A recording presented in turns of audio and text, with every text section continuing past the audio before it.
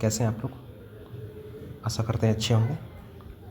दोस्तों, मैंने जो सीरीज़ शुरू की थी पेपर कटिंग, यानी पेपर में जो इम्पोर्टेंट सवाल बनते हैं कंपटीशन की दृष्टि से, तो उसके सीरीज़ में ये मेरा आज दूसरा सेशन है। आप लोगों ने अच्छा प्यार दिया है, तो इसी सीरीज़ को मैं फिर से दोबारा जो है आज फिर आप लोगों के लिए जो भी इम्पोर्टेंट न्यूज़ वगैरह है तो उससे संबंधित जो कटिंग है वो लाया है।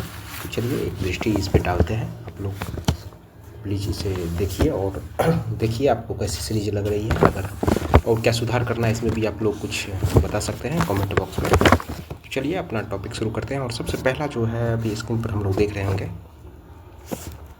चीन ने ताइयुआन प्रक्षेपण केंद्र से पाकिस्तानी उपग्रह का प्रक्षेपण किया। जी हाँ दोस्तों, यानी हमारे बगल के जो देश है पाकिस्तान, वो भी अब उपग्रह प्रक्षेपण की ओर आगे बढ़ने लगे हैं। तो इसी सीरीज में चलिए, और इसका मदद कौन कर सकता है आप तो समझ ही सकते हैं, मदद कौन कर सकता है, तो वो चीन ही है। यही सब इसको मदद कर सकता है।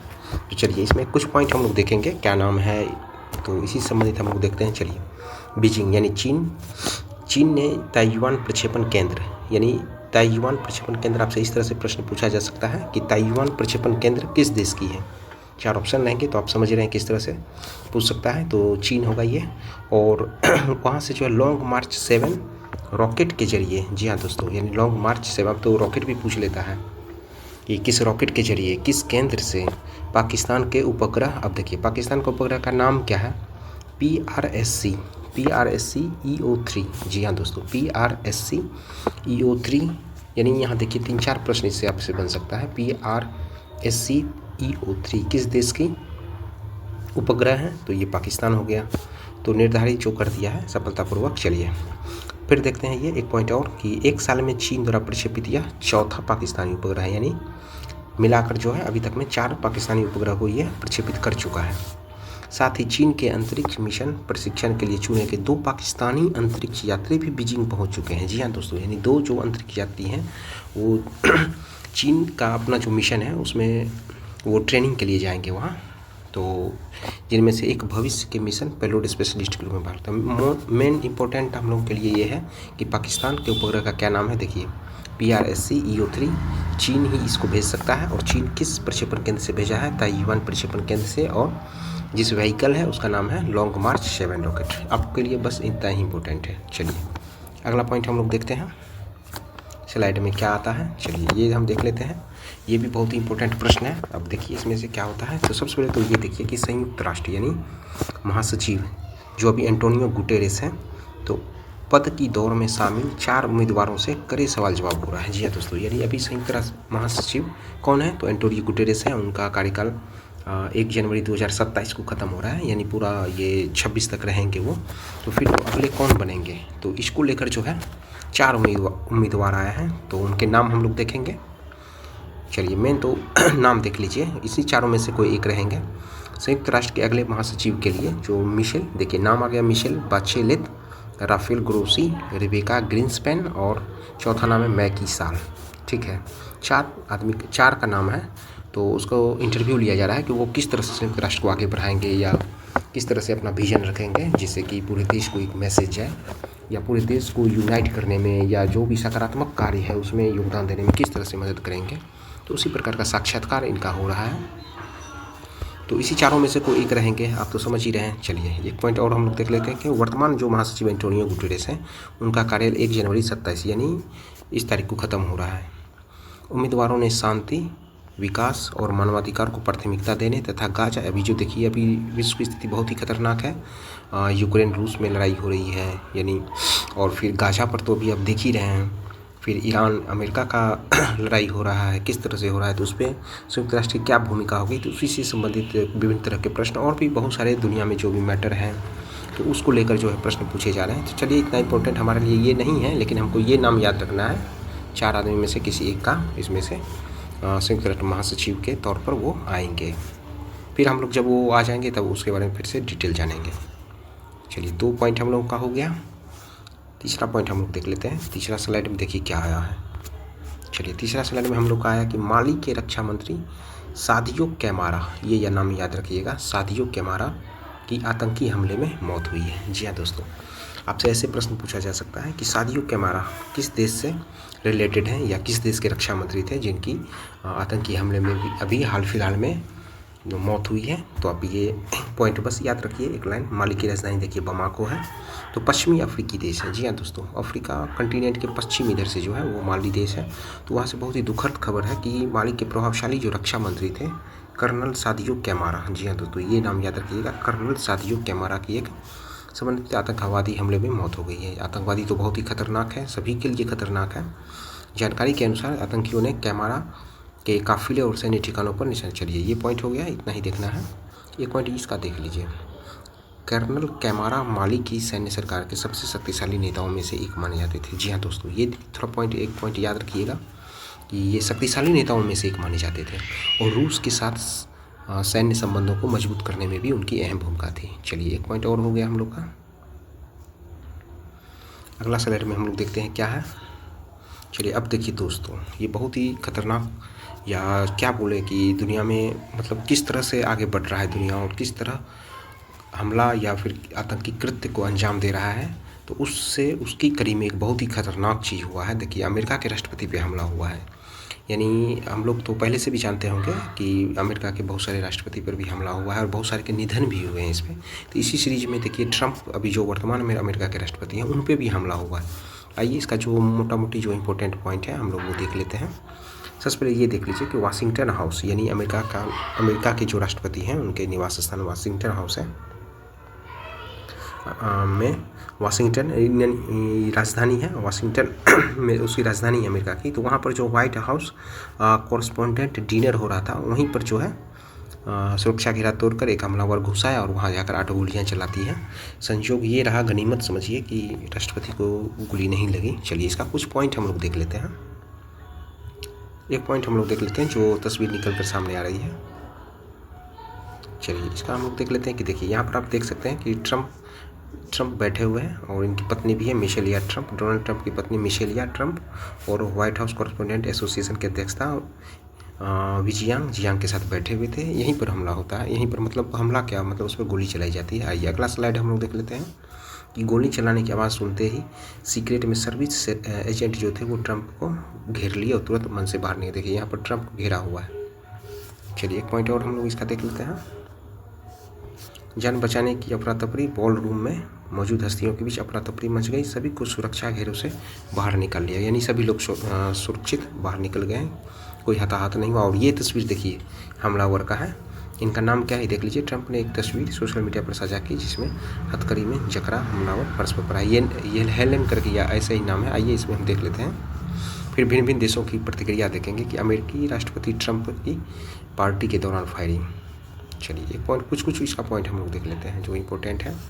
चलिए देखिए अमेरिका की राजधानी जो वाशिंगटन है, एक पॉइंट ये याद रखिएगा अमेरिका के। इस तरह से हम लोग जीके भी इसमें देखते जाएंगे और करंट तो जान ही रहे हैं, मतलब घटना तो जो हुई है उसको जान ही लिए हैं।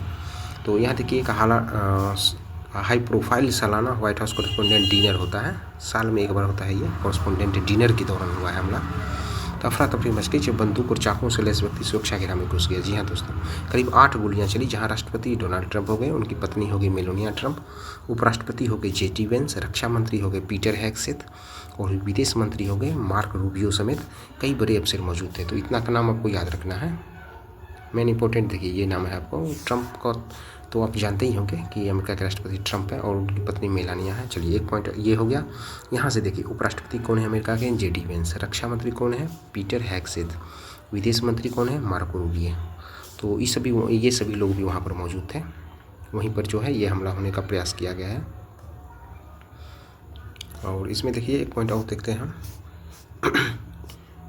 जब अमेरिका ईरान के साथ युद्ध जैसी स्थिति में है, अभी तो युद्ध की ही स्थिति है, अब बहुत दिन से तो युद्ध चल रहा है, बीच में तो कुछ दिन के लिए संघर्ष विराम हुआ था। अब देखिए आगे की स्थिति क्या होती है। तो हम लोग पावरफुल गन थी उनके होटल में बोल पाए। चलिए ये सब उतना नहीं जानना है, अब समझ लीजिए हमला हुआ है, बस हो गया। चलिए इसका अगला स्लाइड में हम लोग देख लेते हैं, कुछ पॉइंट देख लेते हैं। इनको लगा कि कोई ट्रे गिर गई है। जी हाँ दोस्तों, पत्रकारों 8 गोलियाँ चलने के बाद सुनी, पार कर भाग रहा था। चलिए क्या ये ट्रंप पर हमला था? हो सकता है ट्रंप पर भी हमला हो। इसे सीधे ट्रंप पर हमला या हत्या का प्रयास अभी नहीं कहा गया है, अभी रिपोर्ट के अनुसार नहीं आया है, लेकिन आरोपी के पास ऐसे दस्तावेज मिले हैं जिनमें ट्रंप प्रशासन के अधिकारियों को निशाना बनाने की बात कही गई है। चलिए इसका पॉइंट हम लोग कुछ पॉइंट इसका फिर से देख लेते हैं कि हमलावर की पहचान के रूप में कौन हुई है। देखिए हमला अमेरिका के ही है, कोल टॉमन एलन नाम है उसका। देखिए कोल टॉमस एलन नाम है और वह कैलिफोर्निया का है। इंस्टीट्यूट देखिए कहाँ इंस्टीट्यूट से पढ़ा हुआ है और जाकर ये हमला कर रहा है। मैकेनिकल इंजीनियरिंग से ग्रेजुएशन किया है, कैलिफोर्निया स्टेट यूनिवर्सिटी यहाँ सबसे मतलब पढ़ाई लिखाई मतलब अच्छा इंस्टीट्यूट सबसे किया है। उसी होटल में ठहरा था जहाँ हमलावर जहाँ पर ट्रंप थे उसी होटल में ये भी रहा था। तो ये हो गया। चलिए क्या है व्हाइट हाउस कॉरेस्पोंडेंट डिनर। एक पॉइंट इसका याद रखिएगा कि यह मीडिया व राजनीतिक जो खास सालाना कार्यक्रम है और इसे व्हाइट हाउस कवर करने वाले पत्रकारों का संगठन व्हाइट हाउस कॉरेस्पोंडेंट एसोसिएशन आयोजित करता है। ट्रंप पर यह तीसरा हमला है। नीचे आप स्लाइड में देख सकते हैं ट्रंप पर यह तीसरा हमला है। 24 के बाद से ये तीसरा हमला है, यानी 2 बार हो चुका था इससे पहले, ये अभी जो हुआ है तीसरा हुआ है। चलिए एक बार और देख लेते हैं अमेरिका के पूर्व राष्ट्रपति पर भी जो हो चुका है इस तरह के हमला। तो रोनाल्ड रीगन का नाम आप लोग जानते होंगे कि पूर्व राष्ट्रपति हैं अमेरिका के, उन पर भी यहीं पर हमला हुआ था। कॉरेस्पोंडेंट डिनर करने के दरमियान ही हमला हुआ था। तो यह रात्रिभोज वाशिंगटन हिल्टन होटल में आयोजित है। जी हाँ दोस्तों, आमतौर पर कई वर्षों से यही आयोजित होता आया है। 81 में हुआ है। तत्कालीन राष्ट्रपति रोनाल्ड रीगन पर कब हमला हुआ है? 1981 ईस्वी में हुआ था। चलिए इसके बाद हम लोग ये देख लेते हैं कुछ बदलाव किया गया। अब देखिए बहुत सारे नेता जो हैं वो सभी इस पर शोक जताए हैं, मतलब दुख व्यक्त किए हैं कि किस तरह से राष्ट्रपति पर हमला हो सकता है। ये बहुत ही लोकतंत्र के लिए बहुत ही खतरा है। तो चलिए किस किस नेता का नाम है तो उसका हम लोग देख लेते हैं कुछ पॉइंट, या और जीके के लिए करंट अफेयर के लिए आपको ये इंपॉर्टेंट है कि दक्षिण कोरिया के राष्ट्रपति ली जे-म्यूंग। जी हाँ दोस्तों, ये अभी कुछ दिन पहले ये भारत की यात्रा पर भी आए थे। तो ली जे-म्यूंग याद रखिएगा। कनाडा के पीएम हो गए मार्क कार्नी। जी हाँ दोस्तों, मार्क कार्नी कनाडा के पीएम। और जापान के पीएम साने तकाइची, यानी जापान की पहली महिला पीएम है ये भी पॉइंट आपको याद रखना है। इजराइल के जो राष्ट्रपति है नेतान्याहू, इनको तो जानते ही होंगे आप लोग। इजराइल के राष्ट्रपति बेंजामिन नेतान्याहू। और मैक्सिको के राष्ट्रपति शिनबॉम, क्लॉडिया शिनबॉम है, ये भी महिला है। और ऑस्ट्रेलिया के पीएम एंथनी एल्बनीज। जी हाँ दोस्तों। और वेनेजुएला के जो कार्यवाहक राष्ट्रपति हैं, अभी आप लोग घटना जानते होंगे कि वेनेजुएला में जो अमेरिका हमला कर वहाँ के राष्ट्रपति जो निकोलस मादुरो थे उनको गिरफ्तार कर लाए थे। तो वहाँ वेनेजुएला की कार्यवाहक जो राष्ट्रपति बनी है अभी डेल्सी रोड्रिगेज, ये सभी जो है चिंता जताई है। और ब्रिटेन के पीएम तो कीर स्टारमर है, वो तो उनसे बात भी किए हैं। आइए अपने देश की जो लीड कर रहे हैं मोदी जी, इन पर क्या टिप्पणी किए हैं वो देख लेते हैं। वो भी तो अपना दुख जताए हैं। तो जानकारी राहत मिली है कि राष्ट्रपति ट्रंप और उनकी पत्नी उपराष्ट्रपति ये सभी सुरक्षित हैं और सुरक्षा की कामना करता हूँ। तो चलिए हो गया ये पॉइंट हम लोगों के लिए, इसमें ज़्यादा टाइम लग गया, थोड़ा जानकारी भी लेना जरूरी था इस तरह से। चलिए अगला स्लाइड हम लोग देख लेते हैं। उपराष्ट्रपति। जी हाँ दोस्तों, भारत के उपराष्ट्रपति कौन है? सीपी राधाकृष्णन। तो वो अभी कुछ दिन पहले श्रीलंका गए थे, तो पहले उपराष्ट्रपति हैं। आइए इसके बारे में, अपना भारत इस तरह से है और यहाँ पर श्रीलंका है, तो आप समझ सकते हैं। हम लोग भी वहाँ रामेश्वरम से देख सकते हैं आप, वहाँ पर एक दूरबीन लगा हुआ है। चलिए अगला पॉइंट हम लोग इसका देख लेते हैं कि उपराष्ट्रपति सीपी राधाकृष्णन जो है श्रीलंका के अपने 2 दिवसीय यात्रा संपन्न कर चुके हैं और दोनों देश ने द्विपक्षीय सहयोग को प्रगाढ़ करने के लिए कई समझौतों पर हस्ताक्षर भी किए हैं। जी हाँ दोस्तों, एक पॉइंट ये याद रखिए, राधाकृष्णन जो है श्रीलंका के दौरा करने वाले पहले उपराष्ट्रपति हैं और श्रीलंका के राष्ट्रपति का नाम है अनुरा कुमार दिशानायके। इनसे ये बात की है। चलिए अगला स्लाइड हम लोग देखते हैं। उत्तर कोरिया को निकल कर सामने आ रही है। उत्तर कोरिया तो आप जान ही रहे हैं, बहुत ही खतरनाक देश है, कुछ नहीं सुनता है, जब मन होता है उसका तब वो अपना बम का परीक्षण करने लगता है। तो इसी के संबंध में चलिए एक पॉइंट इसका भी देख लेते हैं कि उत्तर कोरिया जिसकी राजधानी प्योंगयांग है, प्योंगयांग, और तो उसमें फिर से जो है क्लस्टर बम, जी हाँ दोस्तों, क्लस्टर बमों का परीक्षण किया गया और किम और उनकी बेटी रही मौजूद। चलिए पॉइंट इसका कुछ स्लाइड हम लोग देख लेते हैं कि क्या सब है। चलिए इसका हम लोग देख लेते हैं कि उत्तर कोरिया ने सोमवार को कहा कि इस महीने वह दूसरी क्लस्टर बमों का लेस बैलिस्टिक मिसाइल का परीक्षण किया है। अमेरिका और दक्षिण कोरिया रक्षा प्रणालियों को मजबूत करने के लिए मुकाबला करने की उत्तर कोरिया की क्षमताओं को बढ़ाने के तौर पर देखा जा रहा है। क्लस्टर बम, आप लोग को ऐसा प्रश्न पूछा जा सकता है कि क्लस्टर बम किस देश से संबंधित है, तो उत्तर कोरिया से संबंधित है। चलिए एक सब पॉइंट कुछ देख लेते हैं। उत्तर कोरिया की आधिकारिक समाचार एजेंसी है जो कोरियन सेंट्रल न्यूज़ एजेंसी की रिपोर्ट में कहा गया है कि दक्षिण कोरिया जो है जापान और अमेरिका ने उत्तर कोरिया के पूर्वी तट पर 2 बैलिस्टिक मिसाइल का पता लगाया है। चलिए ये सब उतना इम्पोर्टेंट नहीं है।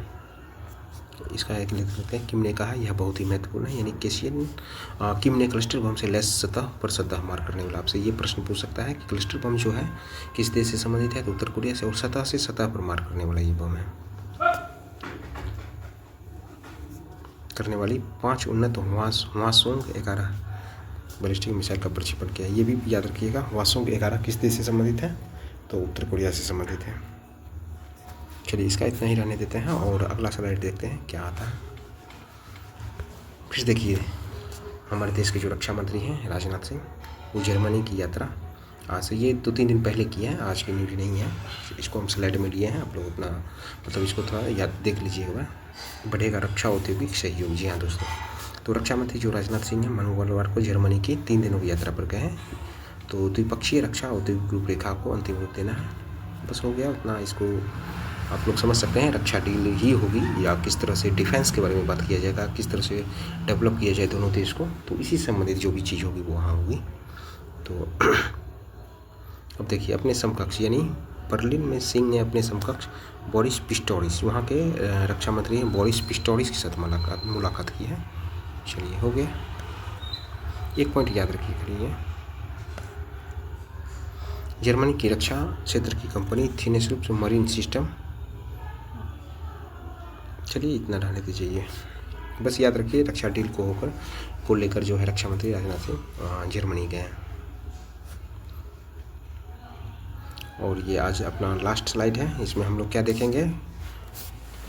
चलिए दक्षिण कोरिया के बारे में देखिए, ये भी 2-3 दिन पहले की न्यूज़ है। तो दक्षिण कोरिया के भी राष्ट्रपति हमारे देश भारत आए हुए थे। तो मोदी और ली जे म्यूंग वहाँ के राष्ट्रपति हैं। तो डिजिटल भुगतान सहित कई समझौतों पर सहमति बनी है। जी हाँ दोस्तों, भारत और दक्षिण कोरिया देंगे शांति का संदेश, व्यापार भी बढ़ाएंगे। तो इसका कुछ स्लाइड हम लोग देखते हैं कि ली जे म्यूंग जो आए हुए हैं, तो कुछ डील हुआ है, तो उसी संबंधित कुछ पॉइंट हम लोग देख लेते हैं। देखिए ये सब आपको यूपीएससी बीपीएससी के लिए बहुत ही महत्वपूर्ण है कि आपसे पूछा जाएगा इस तरह से प्रश्न कि जो अभी हाल फिलहाल में राष्ट्रपति आए थे दक्षिण कोरिया की, किस तरह की डील हुई या किस बात को लेकर समझौता हुआ है। तो ये सब भी पॉइंट आपको जानकारी चाहिए। देखिए दक्षिण कोरिया के राष्ट्रपति हो गए ली जे म्यूंग, ये पॉइंट हो गया वन लाइनर की दृष्टि से। दौरे पर हैं, उन्होंने प्रधानमंत्री से मुलाकात करते हैं। भू राजनीतिक उथल पुथल के बीच जो है व्यापारिक व्यवधानों के मद्देनजर उस सब पर बातचीत करते हैं। दोनों देशों के पीएम और दक्षिण कोरिया के राष्ट्रपति के बीच हुई बातचीत, बहुत विभिन्न तरह के फैसले की घोषणा की गई है। जी हाँ दोस्तों, तो आइए कुछ पॉइंट इसका हम लोग देख लेते हैं। व्यापार आप लोग देख सकते हैं यहाँ से, मोदी ने कहा कि भारत और दक्षिण कोरिया के बीच द्विपक्षीय व्यापार 27 अरब डॉलर तक पहुँच चुका है। दोनों देशों ने इसे 30 तक बढ़ाकर 50 अरब डॉलर करने का लक्ष्य रखा है। जी हाँ दोस्तों, QR कोड वाला भी आइए कुछ पॉइंट है इसका देख लेते हैं। भारत दक्षिण कोरिया के बीच QR कोड से आसान होगा पेमेंट। जिस तरह से अपना देश में चलता है QR कोड से हम लोग किसी तरह पेमेंट कर देते हैं, उसी तरह से दक्षिण कोरिया के राष्ट्रपति वहाँ से मतलब यहाँ से डील किए हैं कि वहाँ भी जो है वो QR कोड के जरिए हम लोग पेमेंट कर सकते हैं।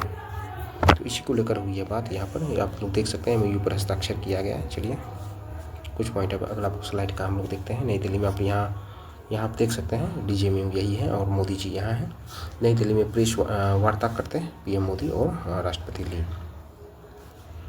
चलिए ये पॉइंट भी देख लेते हैं कि भारत ग्लोबल साउथ का नेता बनकर उभरा। ली का कहना है कि भारत जो है ग्लोबल साउथ का नेता बनकर उभर रहा है। भारत अभी डेवलपिंग कंट्री में है। तो राष्ट्रपति ली ने कहा है कि उनकी और पीएम मोदी के द्विपक्षीय संबंधों को और आगे बढ़ाने के विभिन्न तरह के रक्षा समझौते या जो भी तरह का समझौता उस पर चर्चा हुई है। और दुनिया की सबसे बड़ी आबादी और चौथी सबसे बड़ी अर्थव्यवस्था के साथ बातचीत हुआ है। चलिए भारत दक्षिण कोरिया फ्रेंडशिप फेस्टिवल 28 में होगा। ये पॉइंट फिर जीके की दृष्टि से इंपॉर्टेंट है कि भारत और दक्षिण कोरिया जो फ्रेंडशिप फेस्टिवल करेगा तो ये कब होगा। भारत और दक्षिण कोरिया फ्रेंडशिप फेस्टिवल 2028 में होगा। तो भारत और दक्षिण कोरिया फ्रेंडशिप फेस्टिवल 2028 में होगा। प्रधानमंत्री मोदी ने कहा है कि भारत में K-पॉप और K-ड्रामा तेज़ी से लोकप्रिय हो रहा है और वहीं दक्षिण कोरिया में भारतीय सिनेमा की पहचान लगातार बढ़ती जा रही है। तो इसी को लेकर जो है कोरिया फ्रेंडशिप फेस्टिवल आयोजित किया जाएगा 2028 में। आइए अब ये पॉइंट हम लोग देख लेते हैं कि किस तरह का समझौता हुआ है, किस तरह के समझौते हुए हैं। तो उसको देखिए, भारत और दक्षिण कोरिया के बीच प्रमुख समझौते हुए हैं। पहला पॉइंट है इंडिया कोरिया डिजिटल ब्रिज शुरुआत। जी हाँ दोस्तों, यानी आर्टिफिशियल इंटेलिजेंस या सेमीकंडक्टर या सूचना प्रौद्योगिकी में सहयोग पर जोर है। पहला पॉइंट हो गया। दूसरा पॉइंट हम लोग देखते हैं कि औद्योगिक क्षेत्रों में MOU यानी औद्योगिक क्षेत्र मतलब क्या है, विभिन्न तरह का जहाज निर्माण या इस्पात या बंदरगाह समेत जो है जो भी विकास से समझौते मुद्दे हैं उस पर जो है इस पर MOU पर हस्ताक्षर हुआ है। तीसरा पॉइंट हम लोग देखते हैं कि आर्थिक सहयोग को गति यानी व्यापार और निवेश संबंध इससे मजबूत होंगे। यानी निवेश भी दक्षिण कोरिया के राष्ट्रपति के द्वारा जो है आर्थिक सहयोग को गति देने की भी बात कही गई है। व्यापार और निवेश भी इससे मजबूत होंगे। क्रिएटिव इंडस्ट्री में साझेदारी, क्रिएटिव इंडस्ट्री फिल्म एनिमेशन वगैरह इस में जो है दोनों देश मिलकर काम करेंगे। और पाँचवां पॉइंट है बिजनेस फोरम बनेगा, यानी वित्तीय प्रवाह को आसान बनाने के लिए इंडिया कोरिया फाइनेंशियल फोरम की शुरुआत की गई है। और सबसे अपना लास्ट पॉइंट है, देखिए इस तरह से आपको PPSC में लिखना होगा कि इंडिया कोरिया डिजिटल ब्रिज की शुरुआत, कुछ इसको याद रखिए। अब वैसे भी आप जानते हैं कि जब कोई देश एक दूसरे देश से समझौता करता है या MOU पर हस्ताक्षर करता है तो विभिन्न तरह की बात में सीधे समझिए ना, अभी जो ट्रेंडिंग चल रहा है आर्टिफिशियल इंटेलिजेंस, आतंकवाद को लेकर, शिक्षा को लेकर, पेमेंट सिस्टम को लेकर बढ़ावा दिया जा सकता है, आवागमन को लेकर बढ़ावा दे सकता है। आप इस तरह से पॉइंट बनाकर भी बना सकते हैं। टेक्नोलॉजी पर बात हो सकती है, इनोवेशन पर फोकस। तो मेन पॉइंट है आपको इस तरह का पॉइंट याद रखना है, ठीक है। जैसे बिजनेस फोरम बनेगा, टेक्नोलॉजी इनोवेशन हब बनेगा, क्रिएटिव इंडस्ट्री सिनेमा के क्षेत्र में दोनों योगदान करेंगे, आर्थिक सहयोग को गति देंगे, औद्योगिक क्षेत्र में MOU पर हस्ताक्षर के। तो इस तरह से आप पॉइंट बनाकर पॉइंट वाइज बना सकते हैं। जैसे इस तरह से देखो 5-6 जैसे ऐसे आप याद रखिएगा कि पॉइंट बनाना आप सीख गए तो समझिए आप उसको आप तो लैंग्वेज में लिख ही देंगे। तो चलिए आज का ये सेशन कैसा लगा आपको ज़रूर बताइएगा, और कुछ सुधार हो तो इसमें बताइएगा, क्योंकि आप देखिए इंपॉर्टेंट न्यूज़ है जो पेपर के द्वारा भी आपको मिल सकती है। तो कुछ स्लाइड हम लोग देखें, करीब 5-7 स्लाइड हम लोग देखे होंगे। तो इसी सीरीज़ को चलिए आगे बढ़ाते हैं और फिर से कल आपके लिए कुछ नया जो इम्पोर्टेंट न्यूज़ निकल कर आएगा उसको लाने का प्रयास करेंगे।